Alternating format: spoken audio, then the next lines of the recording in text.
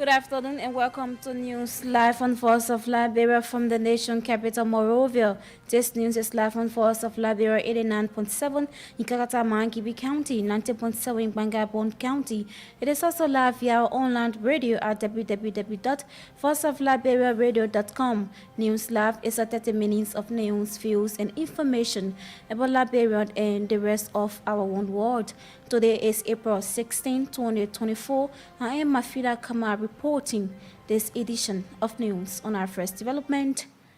The opposition National Democratic Congress is demanding an investigation into some missing biometric voter registration kit by the national election to ensure trust ahead of the 2024 general elections. Speaking during the party's routine movement of True Series, General Secretary of the party, Fifi Kawite, cautioned the posterity of the Elisdas EC over the missing beefy arrows. According to him, the NDC would not accept empty assurances from the Electoral Commission. The opposition said it must find the whereabouts of the machines to be sure that it is not in any party's custody and could compromise this year's election. Here is Jonah Piarobi from Ghana with the details of this development.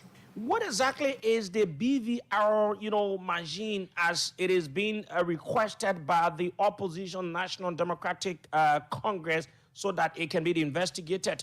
Well, so thank you so much, Sekou. These BVR machines we are talking about basically are the verification machines that are used during elections. So any individual that goes to the election centers to go and vote, these are machines that they use to verify your biometrics before you are allowed to vote. So it is used to capture every single individual's biometrics before you vote. So without being verified by those machines, you are not allowed, or you cannot be allowed to go and cast your vote during any election in Ghana, be it parliamentary or presidential or even assembly level. So these machines are very crucial and very important when it comes to elections in Ghana. How did they get missing, by the way? Has there been any information as to how they got missing?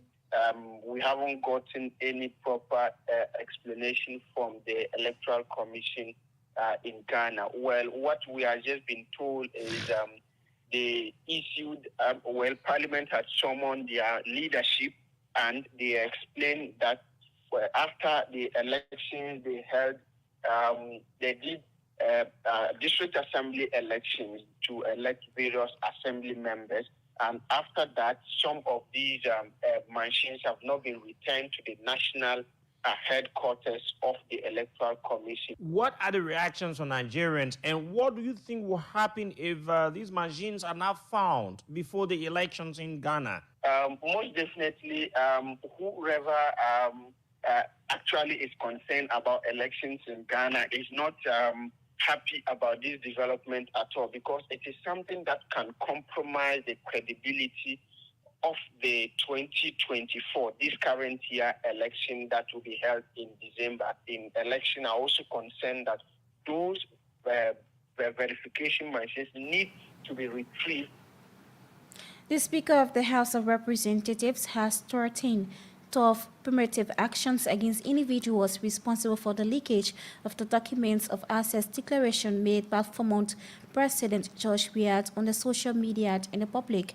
Speaking in an interview with VOA Nightland Africa, Councillor Fonanti Kofa maintained that it is illegal for such documents to be published without the consent of the former president.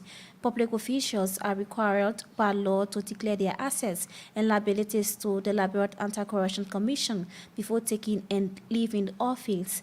His remarks comes after documents containing the asset declaration forms of former President George Weah circulated on the social media.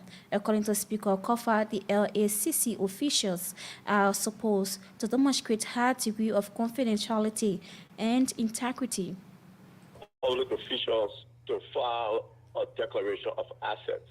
That document is kept with the Liberian Anti-Corruption Commission.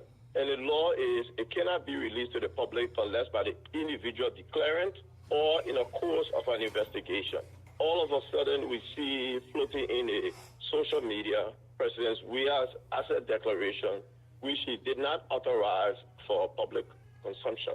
And so a member of the House wrote a complaint against that, and the House has initiated an investigation in that regard. So, Mr. Speaker, what does the investigation entail with this particular matter? Because some people are saying it appears to have been political and has national security implications. That's correct. So the House Committee on National Security will work with the House Committee on Judiciary to ascertain the facts and circumstances from the Liberian Anti-Corruption Commission as to what happened to allow the leak of that document. Are you saying it is illegal per the rules governing the asset declaration documents of public officials? The law frowns on it?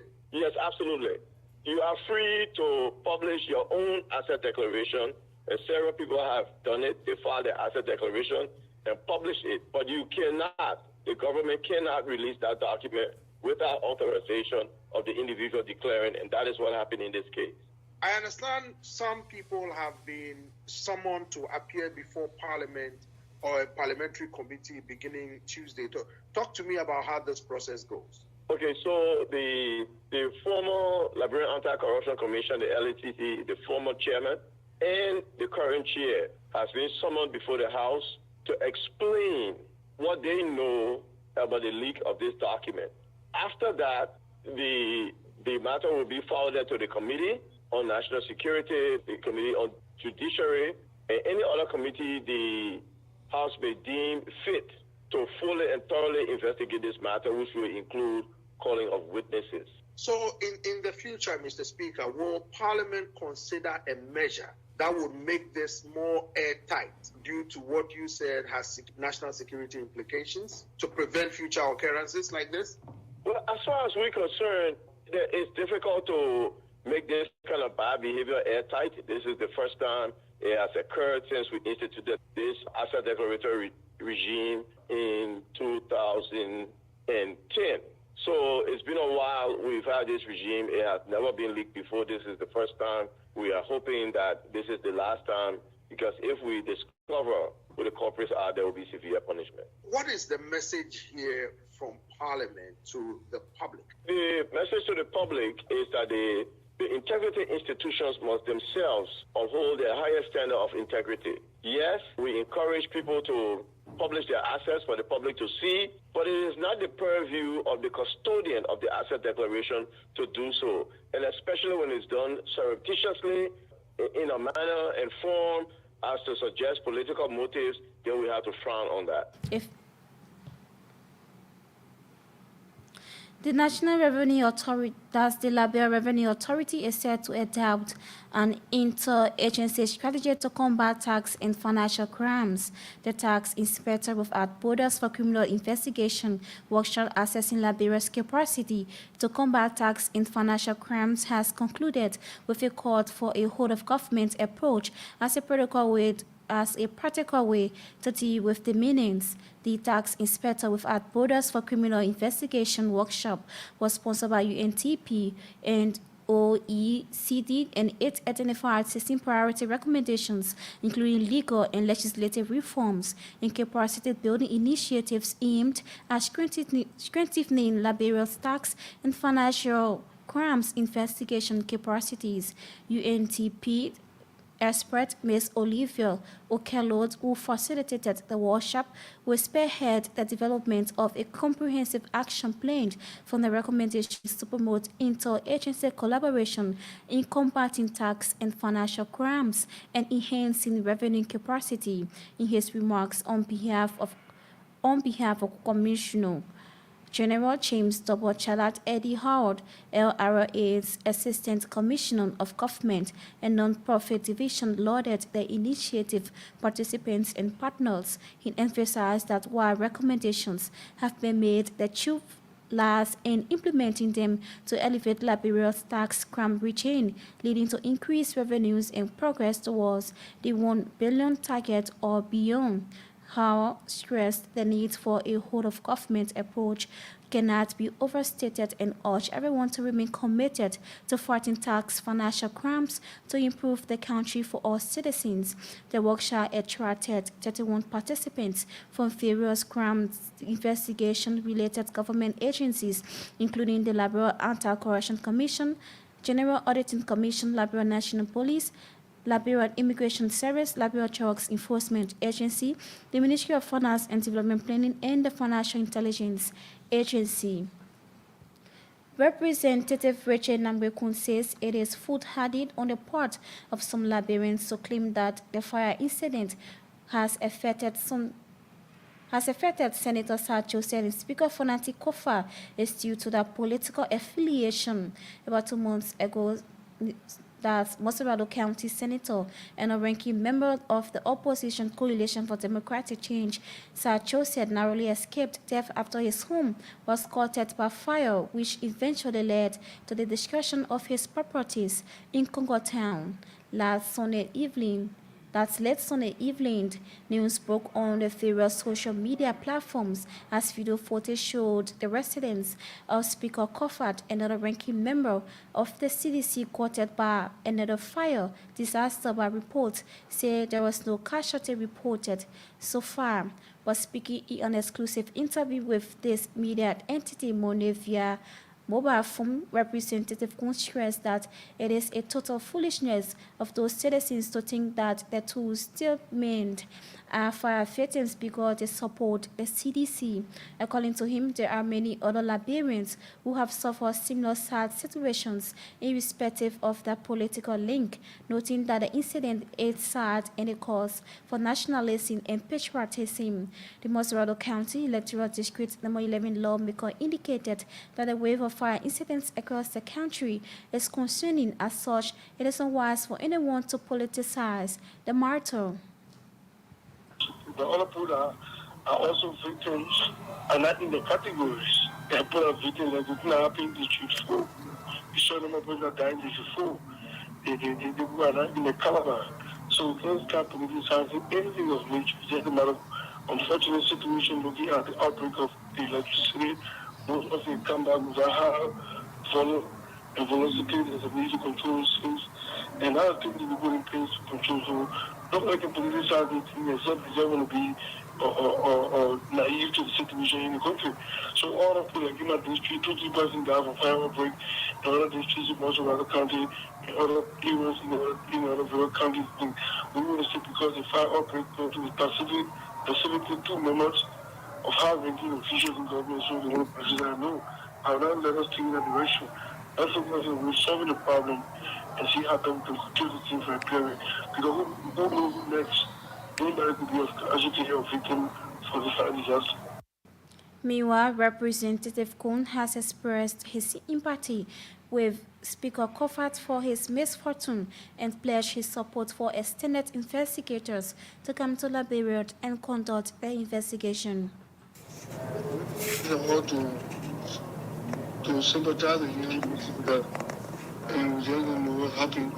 At least the investigation will go. Maybe get a good result, maybe due to wire or to do any other thing.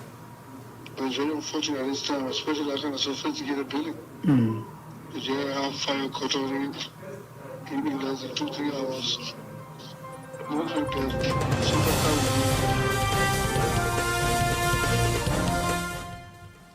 If you are just joining us, be reminded that you are listening to News Live on Voice of Liberia from the nation capital, Monrovia. This news is live on Voice of Liberia 89.7 in Kakata, Mangibi County and 90.7 in Bangat, County. It is also live via our online radio at www.voiceofliberiaradio.com. News Live is a 30 minutes of news, views, and information about Liberia and the rest of our own world. Still in the news.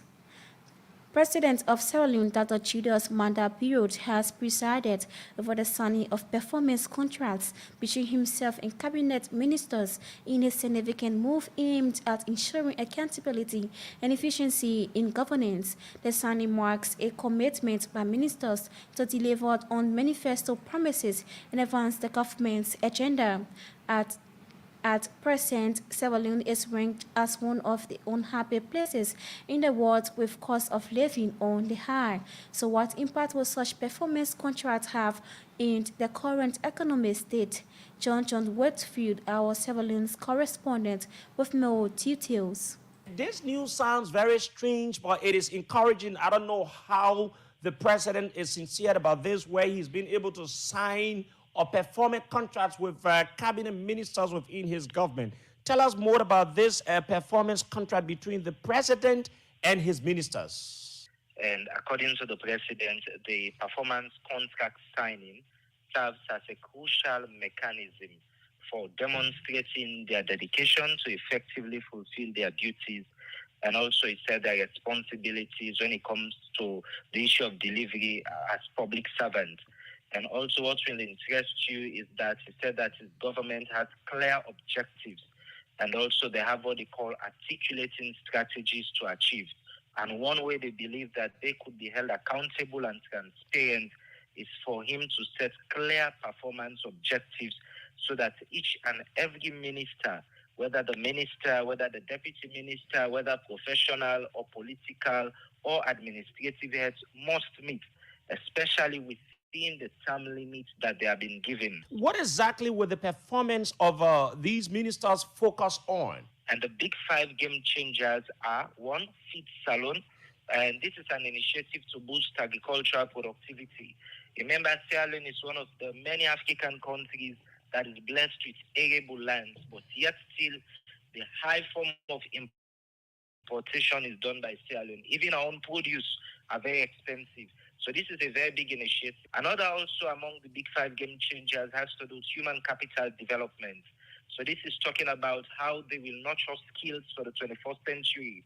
If you remember, when people are graduating from universities, most of the courses that they are doing do not relate to what we have in the job market as per demand. Also, it talks about youth employment scheme. We have one of the youngest population in Sierra Leone, but a huge number of the youth population are all either unemployed or underemployed. What impact would it have on the governance structure in addressing the current needs of the people in Sierra Leone? Look, we are practicing a democracy. And if you look at the definition for democracy, government of the people, for the people, and by the people. The Civil Service Agency has launched a BAD weekly 50% salary advance program for all civil servants on the government payroll with Echo Bank Liberia. Speaking on the state radio on Monday, the Director General of the CSA, Josiah Joka, said the 50% salary advancement was initiated to help civil servants start small-scale businesses instead of waiting 4 months for their salaries to meet their daily needs. The CSA Director General stated that workers can take up to 50% or less of their salary as an advance, which will be deducted from their next month's salary within 30 days with a 3% interest rate. Jokat encouraged all civil servants to open an enhanced salary account with EcoBank to facilitate the smooth transaction of bi-weekly payment. Mr. Josiah Chukat explained that the goal of this program is to provide civil servants with access to a portion of their salary at any time as part of the bi-weekly payment initiative. Up to 300. So, it prompts and they ask you, how much do you want to take? So if you're making 600, you put there $300. You do your stuff, that's it. The next thing, walk down the road to the ATM. It goes straight to your account. Go to the ATM and collect the $300 that yes. So other commercial banks have already reached out to me regarding this. I will be meeting with them. We have the goal of this is to allow our employees to have money anytime they want to have it. House Speaker Fonati Kofa has criticized the response time of the Liberia National Fire Service after fire caught at his home Sunday evening. While investigation is underway, the Speaker believes the National Firefighters were too slow to respond during the incident. He says despite residing About half a mile away from the home of President Joseph Boakai, the fire service responded 2 hours, at which time the entire building was on fire. He warned us why the fire service would not deploy a fire truck within the vicinity of the president's neighborhood, while calling on Liberians to await the findings from local and international fire investigators who are currently investigating the incident. The speaker admitted to receiving threats from unknown individuals, saying the concurrence of the joint resolution seeking the establishment of the World and Economic Crimes Code. The budget as prepared by the Ministry of Finance and Development Planning and submitted by the President, I do not believe can run the government. It simply lacks a lot of what the President campaigned on and said it was his agenda. We are going to be looking forward to making some adjustments. There are just few things off the bat. For example, there's absolutely no substandard wires in my house. We do not know the cause of the fire. A friend of mine who is an insurance investigator in the U.S. is going to come on Wednesday. The fire service is investigating, and according to the foreign minister, they will ask for additional help in the investigation. But there's no faulty wire in the house. Well, I don't know, and I don't want to overly speculate on things. Meanwhile, several lawmakers who spoke to Voice of Liberia Good Morning Liberia last breakfast program called on President Joseph Boakai to attach seriousness to the rise in fire outbreak in the country. They allege that the president has refused to speak or announce measures his government is instituting to comb the menace. If you take a tour or you do your statistics in Liberia now, the fire incident has increased. It has increased overnight. And we are hearing nothing. Of recent, we invited some of those institutions that are responsible to the House of Parliament. Wanted to tell us that the while that there are some people who have been manufacturing false wire in Liberia, and they caught them, Congress. They told that they caught those people, and so they are dealing with the issue. No, that's not the way forward. What is NEC doing? It's very sad the speaker lost a property yesterday as a sea fire disaster. Can you imagine the people carry fire truck to that place yesterday with half a bucket of water in that tank? Half a bucket of water. When they just put a truck on and they just flash it, they have no water again.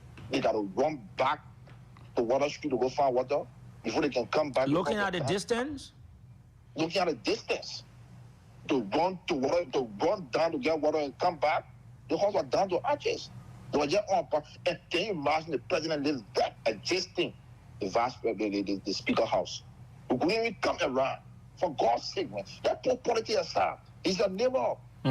He's a resident. Some of us who have biblical spiritual understanding, we know that it's not normal. And President Boakai is not serious about this. I mean, he knows exactly what is happening. Imagine we have had, just from a district, I've had 11 fire incidents in district number 9. And what we've been able to, we have had more than 100 fire incidents in Moserado County, the ones that are on record that I can remember. And up to now, the government have not taken one step against this fire issue in the country. They have not spoken because this is not normal. It has never happened like this in this country before. So as a government, but where I got to know that the president is not honest to us about this, and he's not honest about, or he's not concerned about the well-being of the Liberian people, it's on grounds that the president sent a budget to us, and just look in the budget and see what is there for fire service and see what is there for national disaster management. This tells you that the president is, he came to merry-make, he came to make fun out of the Liberian people. The president of the Professional Educators Association of Liberia, Dr. Cecilia Cassiot, has reaffirmed the prophetic role of education as the cornerstone of all professions. In her induction speech delivered at the induction ceremony of PIAT's leadership over the weekend in Monrovia, Dr. Cassiot declared a new era for educators, emphasizing innovation, collaboration, and excellence as guiding principles in shaping Liberia's education landscape, highlighting the indispensable link between the education and professional attainment. Dr. Cassell underscored how professions across the sector rely fundamentally on a strong educational foundation. She added that from lawyers to doctors and engineers to pilots, the trajectory of success is paved by the guidance and expertise of educators. Yet she lamented the teaching profession has too often been marginalized and overlooked, deemed and transcend occupation. Dr. Cassell's impassioned speech sought to rectify this perception, championing education as a noble profession deserving of recognition and respect. Through innovation, collaboration, and unwavering dedication, she envisioned a future where educators lead the charge in driving progress in shaping the minds of generations to come. Central to Dr. Cassell's vision is the chaos of innovation, a force capable of resurmounting obstacles, seizing opportunities, and redefining the roles of educators. For his part, the Director General of the National Commission on Higher Education, Professor that's Edward Lamont Wokayon, who serves as keynote speaker, challenged the new leadership of the Professional Educators Association of Liberia to serve with servant leadership. Dr. Wokayon expressed gratitude to the educators for organizing themselves and helping to support education in the country. Over 600 former employees of the Liberia Produce Marketing Corporation are calling on President Joseph Boakai to ensure the payment of their arrears and benefits by the management of the institution. Prior to the Liberian civil crisis, LPMC actively operated in Banga, Ganta, and Funchament respectively, with the milling of rice, cocoa, and coffee, as well as empowering of local farmers across the country. Speaking to reporters in Monrovia during the weekend, a concerned former employee of LPMC, David Bucknell, said since the verification process by the General Auditing Commission in 2021, they are yet to receive their arrears and benefits from the government. Mr. Bucknell, age 69, said most of the former employees of LPMC are currently living in deplorable conditions around, noting that the most of their former colleagues have disgracefully died while in the process of seeking their legitimate money to rebuild their lives. It's so frustrating because the battle has been so long. So I took the time to come on the media to tell the Liberian government what is fooling us. Moreover, Joseph Boakai being the former managing director, it's necessary that we give him, a hand of what really has been going on. So I came to this session to tell the government of Liberia that we're about 722 workers. And all of these 722 workers, former President Johnson, they were able to pay 78%. And after that 78%, from there, 644 left out. They have left there, most of our friends have died. Plenty of them have died. One like John Double, William Locklear, Say Mane, Kepe Sele, Mawido, Emo Topa, plenty of them have died out of the frustration. Now, we're standing. I came to tell the government of Liberia now, under the leadership of President Joseph Boakai, that after the 78 that Johnny Salipe, we left 644, we want to look into it that he able to pay us our benefit. Because most of our friends are sick. If you see some of them, you feel sorry for them, they're under deplorable condition. Frederick being one of our advocates, Frederick is one of the men that were son in Vanjaman. But he took a time to be an advocate to fight on our behalf. He was the one that caused for them to pay their 78%, leaving 644. GSC called us to go to our very station, like Vanjaman, Gata, and Banga. For me, our son in Banga, and we all went there. We went to the Minnesota building with GSC. They came in full number. We went there, and then they did their verification to find out whether some of us really working. They asked for a document, and we presented it. After they do that, then they prepare a paper that was signed to know us how much they're supposed to pay us. That document was signed. Then they told us to come back Monrovia to our very station. Then they were going to call us back. And from that time, we have not heard anything concerning payment. Just imagine for 2021, we went to that place with the hope that when we come back, say, we just receive our money. Meanwhile, the Liberia Produce Marketing Corporation former employees have expressed explicit confidence in the wisdom of the former managing director and president of Liberia, Joseph Boakai, to settle their benefits and arrears. Mr. David Bucknor turned President Boakai as a man of principle and integrity will once again post smiles on the faces of the over 600 former employees. Who can get that money? I'm sure. I know the type of person President Joseph Boakai. You were managing the other one are working there. I know the type of human being is. I know when he get a message, that money, if it, now that he can't pay now, but I know he will allocate to pay that money. They said that money was in the African Development Bank, they also pay us. So we don't know what happened with the money. You think the money stayed there? Well, I don't know. If that money there, I don't know. But they told us that the money was there, they sort of pay us. Let me tell you for instance, the incident that happened, one of our friends they call John Double, is a blind man. That one of them, he was praying, say, hey, let the poor pay the money so I can go to the hospital. Every time he used to call me, he myself, we used to interhigh. The very day GSC entered, when he getting the money in the pocket, the job making, he fell off. And they rushed into Phoebe Hospital, he died all of it. From happiness? Happiness? Yeah, he died.